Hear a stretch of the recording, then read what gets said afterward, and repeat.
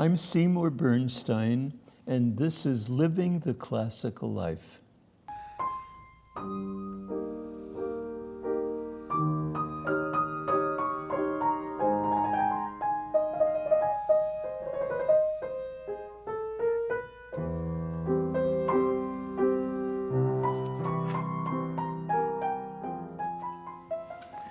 Seymour, I'm so happy, I'm so thrilled to welcome you to our show here. Thank you. Well, you know, I've seen your segments a lot, and I always wondered why you never contacted me. I said, here you are. Well, I was waiting for your 90th birthday, I which see. you just celebrated this week, so congratulations. I see. understand that the city of New York made a formal proclamation at which 28 Isn't people this spoke. amazing? I received an email from the council of New York City, and they said, we want to celebrate your 90th birthday by making a proclamation on you. And I asked everybody, what's a proclamation? What does that? I had no idea what that was. You know what it is, don't you? Well, I mean, it's a certificate. They have language that says whereas ... That's right, and my whole biography was on it was given to me Thursday in a community center on Columbus Avenue, and all my pupils and friends were there, and 28 people spoke. And Michael Kimmelman, you know, he's my pupil from the New York Times. He said to me, Seymour, they don't even do that when royalty dies. There are never 28 people speaking. So here I was alive, very much alive, to enjoy it all. What was it like to receive that type of recognition at this stage of your life? Well, I can only be grateful. I tell everybody, don't believe all the stories that older people tell you about getting old, how dreadful it is. I tell them that, you know, for me, life is beginning at 90. I'm just learning to play the piano properly at 90. Did you know that? I really am. That brings me to the realization that what happened subsequent to the film was that you have in fact resumed performing. Well, I wouldn't say I resumed performing in the full sense of the word, which means giving recitals. I don't give recitals anymore. But I have appeared and given some solos at various programs along the way. My question about that is, so if in the film you talk about at some point in your life feeling that you had to retire from performing, and probably you thought that that was the last you would do it on account of the nerves, which was one of the subjects of the film. Is that right? Well, actually, there was a gross misunderstanding about why I retired. Naturally, stage fright is part of what it is that we do. You're a performer. You live with it, don't you? It's my biggest issue. I don't know of any great performer who hasn't suffered terrible stage fright. The greatest example of this was Vladimir Horowitz. It got so bad that he had to retire for 12 years. Performers don't like to speak about it because they're ashamed of it. As I explained to Ethan Hawke, you should be proud of it because it's a sign that you're responsible. If you weren't responsible, you wouldn't experience stage fright. Never mind that. The main reason why I called my career to a halt at the age of 50, by the way, Liszt did too. Did Yes, you know that? That's right. I'm like Liszt. There you go. I always had an urge to be creative. And practicing 8 hours a day to give concerts, which you have to do, you know, and then teaching the rest of the day, no time to be creative.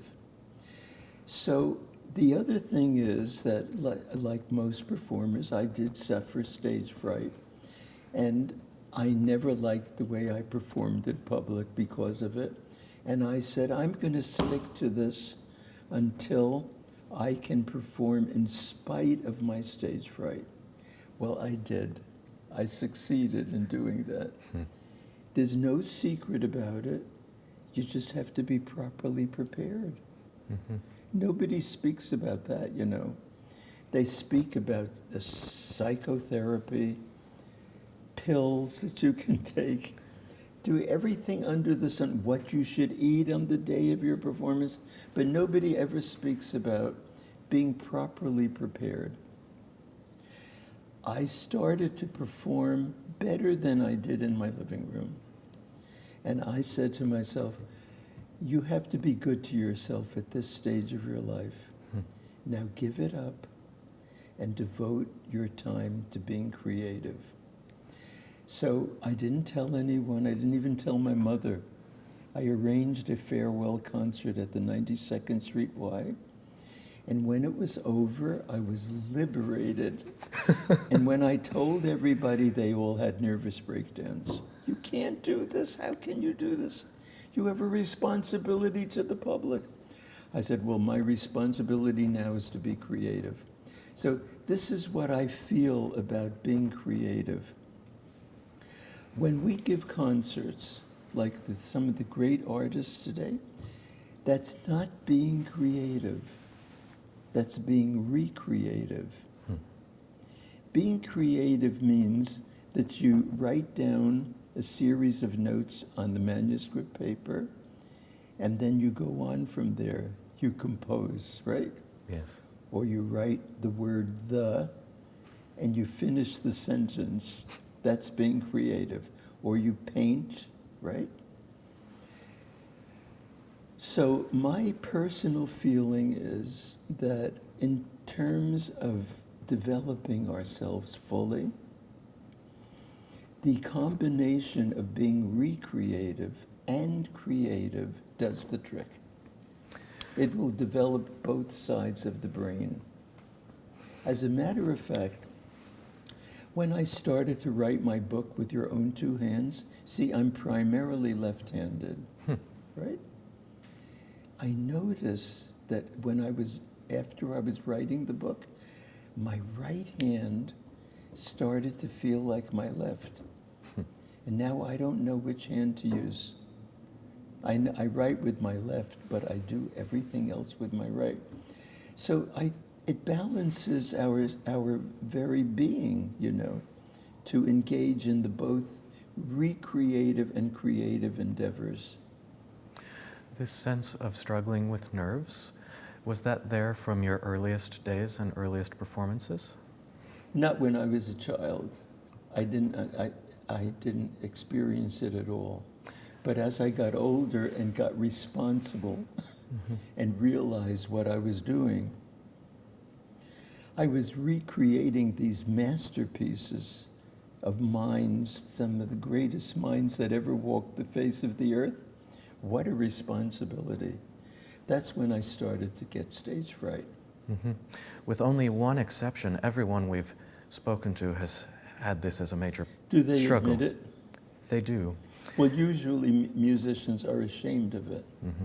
And everybody feels, oh, their stage fright is much more severe than anyone else's, you know. And of course, it's not true. So you speak about it with your friends. Well, I didn't have any friends to speak about it with. But I tried to handle it. I even tried to eat the right foods on the day of the performance. Then something really crazy was going on. You know, you search all kinds of solutions to ease it. So I knew the head of the Steinway rental department in the basement of Steinway. And he told me Horowitz was coming down to choose the piano. He said, I'm going to leave the door open a little bit, and you can observe what is going on. So there came Vladimir Horowitz with his wife. She was pretty much of a monster, like her father. Toscanini was a monster, you know. That's what I heard. Yeah.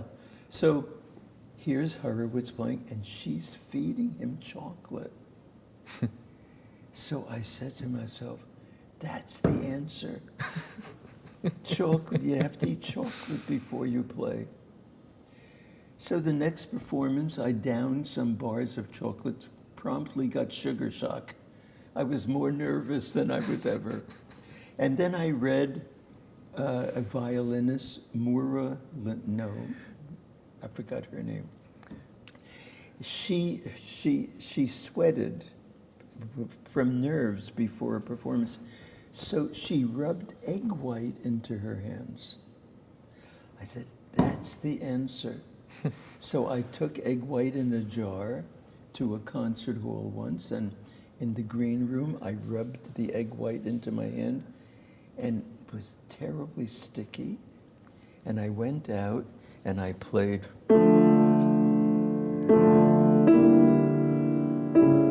the Bach Busoni Shakan. And there was an omelet on the keyboard.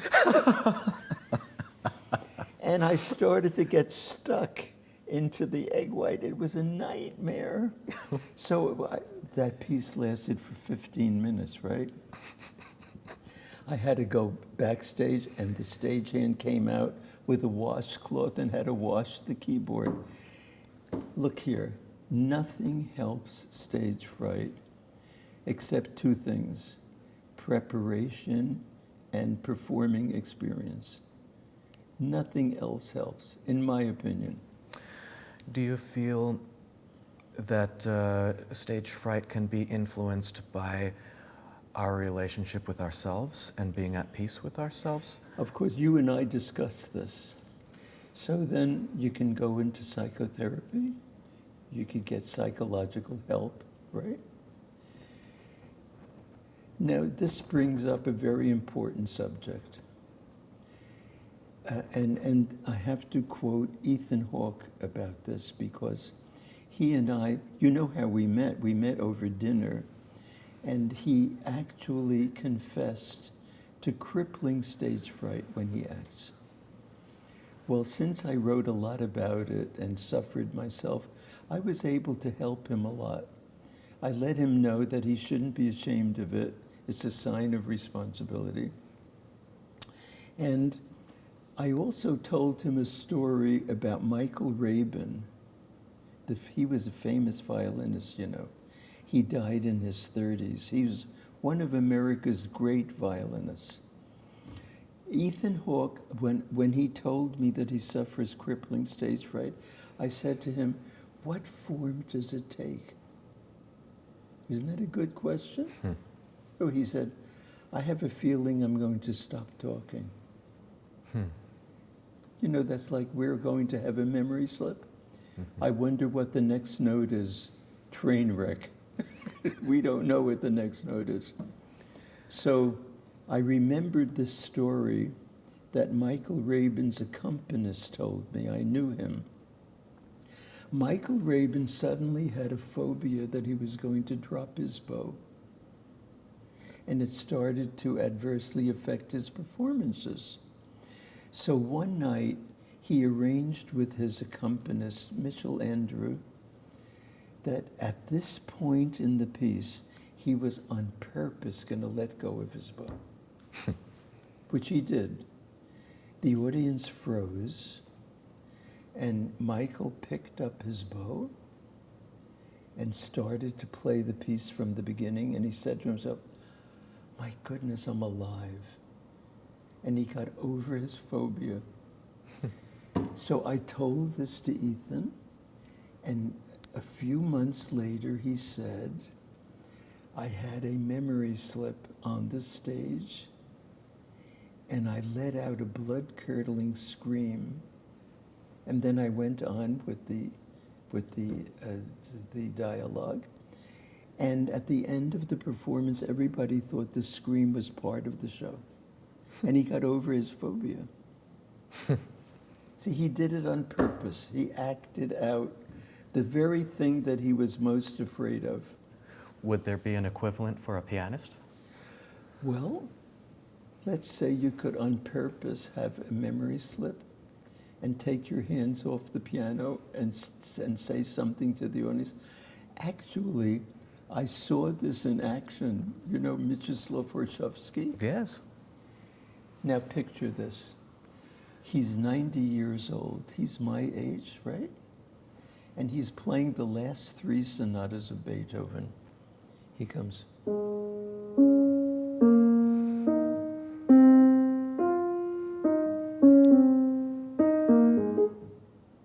And stops.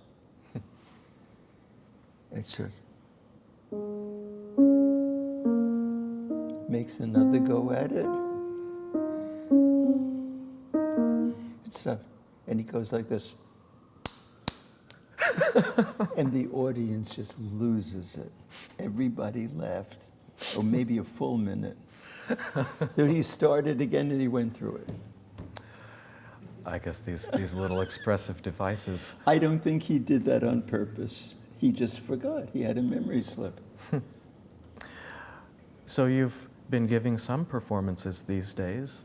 How does that feel, getting back to it Well, after all the years of not doing it? I'll tell you one of the virtues of being my age. This is something that you can look forward to. When you get older, you stop playing games. And you stop saying what people expect you to say. And you start saying the truth. Right? You want me to tell you the truth? I play better than I ever did. That's the truth. I never played as well as I play now. And it gives me enormous pleasure. How did you come to teaching? Oh, well, when I was around 14 and 15, I was fortunate. I lived in Newark with my parents, and there was a woman by the name of Clara Husserl. She studied with Leczetitsky when she was 17. Picture this now. So I was very fortunate to become her pupil, and she just adored me. And so she had me practice with her pupils to get them to prepare for their lessons properly. So I started to teach when I was 15. Then eventually I had my own pupils at 15. So I've been teaching all of my life. I adore teaching. You know what I love best about teaching? I love the feeling of making a pupil feel good about themselves. You know, they can't play a certain passage, and I practice with them and get them to play that passage, and they are elated. They can't believe that they're actually able to do it. And I get 10 times more reward from their pleasure. And that's one of the great things about teaching. You make people better. What we were speaking about earlier, about the education of a Bach or a Beethoven or a Schubert. Yeah, why isn't there another Beethoven or Bach today? Do you think you have a theory about what was different for them in terms of their training? No, Or was it just simply the circumstances of the world they were surrounded? Before the 1900s, it was unthinkable for anyone to take piano lessons who didn't compose. Mm-hmm. It went hand in hand. You know, when Bach wrote his 2- and 3-part inventions, it's all in the preface. I wrote these pieces to train you to write in 2 and 3 parts. Everybody was composing. It's not required now. But I know where the Bach and Beethovens are today. Shall I tell you where they are? They're walking across the major concert halls of the world. One of them is a potential Beethoven and Bach. They're never going to do it. Kissen is one of them. Mm-hmm. You know, I read somewhere that when he got sick, he would go to bed and compose. So I know the Sony people, they invited me to their box to hear a Kissen all Chopin recital. And then we all went back to see Kissen. He was standing against a wall, and I went up to him and I said, Mr. Kissen, I don't have to tell you, your playing is transcendental. It moves everybody beyond words. Oh, thank you, he said. Do you know what you must do now? What? You must never give another recital unless you include some of your own pieces. You're another Liszt. You have to be like Liszt. Do you know what he said? I can't. Just like he turned green. I can't. I said, what do you mean you can't? You have to do that. You have to keep alive the sacred art of music like this. I can't. You could just tell he wanted to, but it's too late. That's Something the is feeling I had. keeping him from doing this now. Has so many recitals to give, so much responsibilities, right? There's no time left to do this anymore. Do you encourage your students to compose? I don't get anywhere. Occasionally, one, or I would say, if I have 20 pupils, one will do it. They're going to play a Mozart concerto. There's no cadenza. Write a cadenza. I can't. They freak out. One of them will do it. What is it like for you to choose a student? Oh, well, we choose each other. I don't believe that I should judge the student and that the student has nothing to say about it. So I agree that the student should be auditioning me and I should be auditioning the student. And I work with them, and then I tell them, now you wait 3 days and then you call me. You tell me, would you like to continue? And I'll tell you the truth too, whether I think we should continue or not. And sometimes I feel that I can't get through to the pupil, so I suggest that they go to another teacher. And sometimes the pupil doesn't even call, doesn't come back. I frighten them away for some reason. In your piano lessons, Yes? are your remarks limited to music, or do you also try to teach your students about life directly, or is that just implicitly through the music? For example, I'm going to give you an example, a live experience. We're teaching a woman who's very exuberant, personally, kind of extrovert personality. She plays the piano completely introverted. I keep reminding her when I'm trying to get her to be openly expressive. I say, be like you are as a person. Look how you are. You're so forthcoming. You're so exuberant. I love to talk with you. You should be playing like that. You know, open up your emotional world. In your performing career as a pianist, which you had a very established career, which was well received and well reviewed, and then at some point you stopped. If one of your students came to you at that point and said they wanted to stop, what would you tell them? I would have to figure out what age they were, if they were going to say that to me. And then I would ask them, and why do you wish to stop?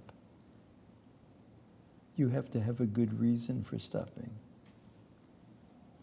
If you're going to replace something so vital like that, that can actually lead toward the integration of your personality, as I believe it can, then it has to be replaced with something that's as vital as that. And if they were faced with crippling stage fright, what would you tell them? Well, you just learn how to get over it, like I did. It's not, you're not so special. If you're telling me, now, you, right? I can't face the audience anymore. You're not so special. Your fears aren't so special. Everybody suffers that. So you want to be a coward and give up? Are you able to play well in spite of your nervousness? And you say, no, it's ruining my performance. Well, find out why it's ruining your performance. Don't miss out on that opportunity to overcome a challenge, because then you can really learn to love yourself and regard yourself. If you can walk across a stage and play the way you would like to play, that's a conquest, a human conquest. That's what I would tell the pupil. Then the rest is up to them. And this conquest of the challenge, do you feel you've achieved that? I think so.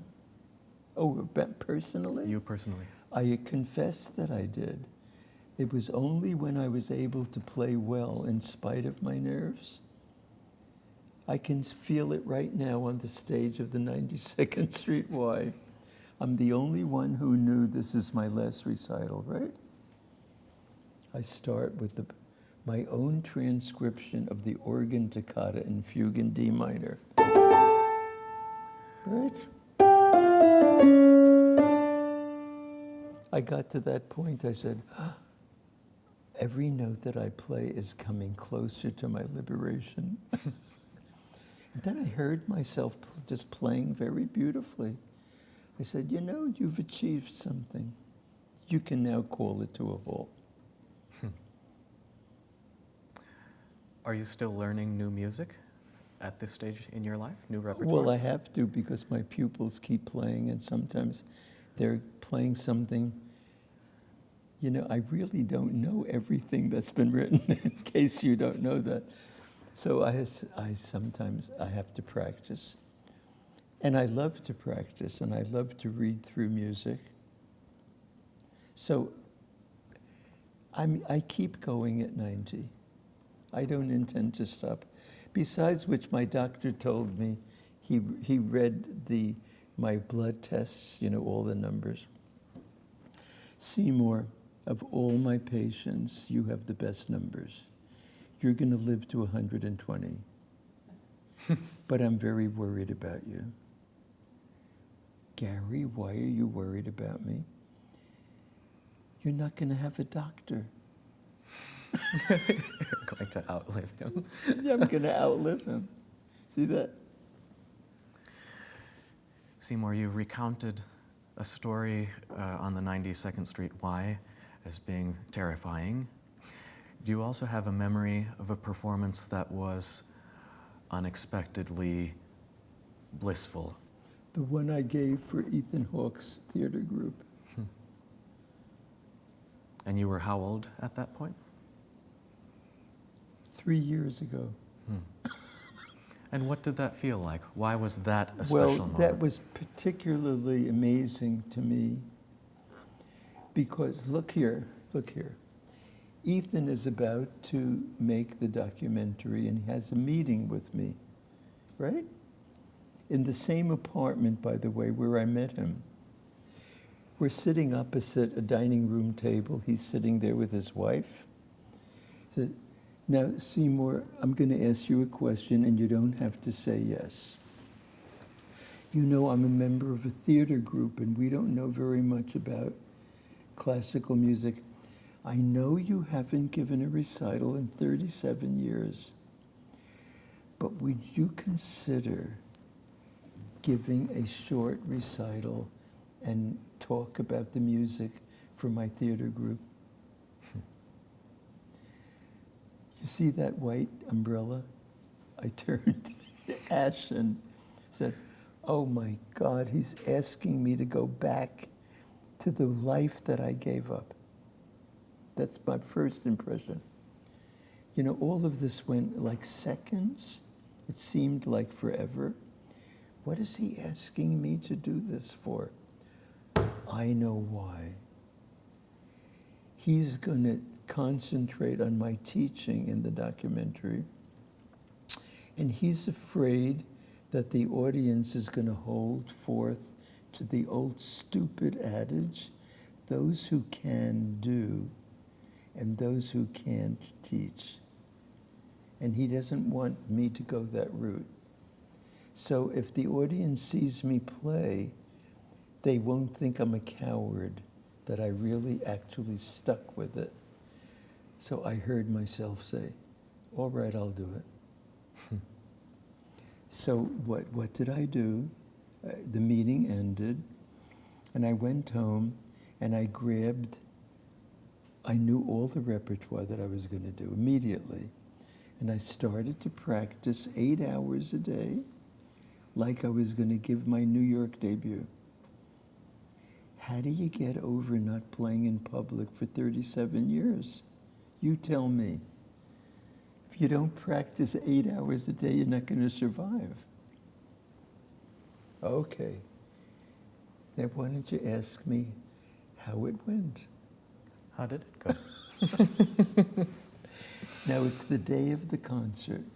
You know where the concert was? In the rotunda of Steinway. We filmed there, in fact. I chose this unbelievable piano, almost as beautiful as the one I'm going to own, this one. So, and he said, don't come at 7:30 because they're going to set up cameras and everything. His theater group, all these famous actors and actresses were there. So my friend picked me up in a taxi. And you know the rotunda of Steinway looks on 57th Street. And there's a picture window in front of the piano. Mm-hmm. You can just walk so by. So I looked through the picture window, and I saw the piano is enveloped in a sunlight. There are lights. They're putting microphones inside the piano, in the balcony. I freaked out.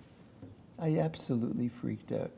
I said, well, you know, it's enough to give a recital after 37 years, but to film it for posterity, I'm going to die. Mm-hmm. I made up my mind, I'll just have a heart attack and I'll die. So I said, all right, I'll go into Steinway, I'll die there. What better place for a musician to die? A good place to end. So I walked in, you know how musicians are, they're dying inside. Hello, how are you? And yes, you smile, and inside. And nobody knows at all that you're dying inside. So, and now Ethan, the movie starts. And I'm sitting on an armchair, you know, on the arm of an armchair. And I'm going to, Seymour hasn't played for 37 years. You know what it says in the documentary. He can wait a couple of more minutes, but I want to tell you how I met him. And I'm dying there. All of a sudden, in the middle of his talking, a calm came over me. It went like this. All the anxiety went out of my head. Like, why? What is this all about? I couldn't believe it. Now it's time, I'm going to the piano, I'm going to play a recital. Deathly calm. Where did that come from? I'm going to tell you in a minute. Now the recital's over, I can't believe it. Unspliced, mind you. No splicing. Did you hear the recital on the DVD? Isn't it good? I know, I told you, I'm playing better. So Ethan and I walk on 57th Street arm in arm toward the Russian tea room. He was going to take me to the Russian tea room. And the camera's following us. Conquering heroes. He was scared to death I wasn't going to succeed. You know, it's dangerous of him to do that. So now the next day I said, now, how is this possible? Here I think I'm going to die 1 minute, and I'm successful the next. And I said, I know why I did that. I was not going to leave Ethan down. I realized when you do something for someone else, it temporarily distracts you from your own vulnerability. That's what it does. You do it for someone else. the ego ceases to exist. You're not important. Ethan is important now. I'm not going to let him down. That's what did it. I didn't realize that that was happening, but that's the only explanation that I can give.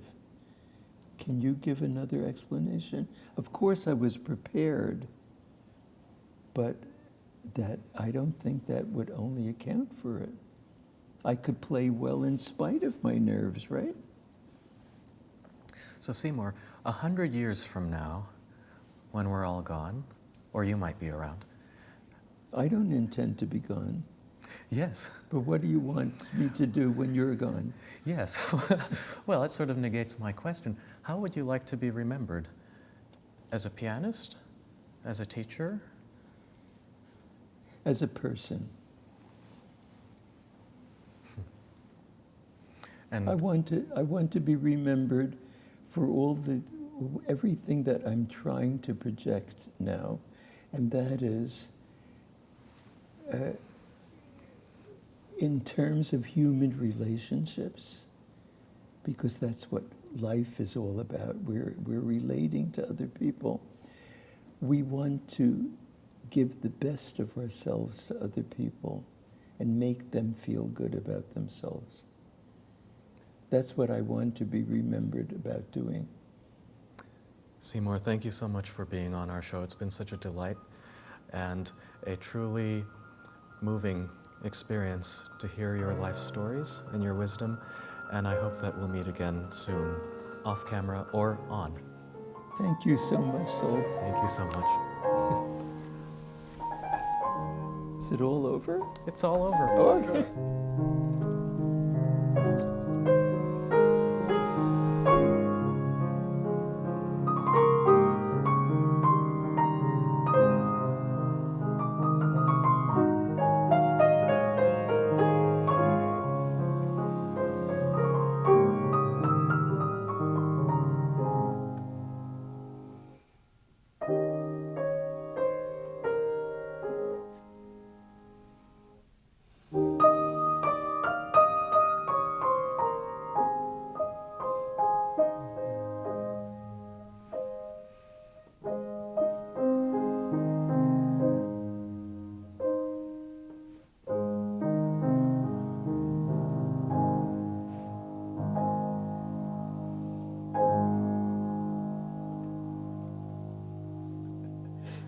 Awesome. It was fun.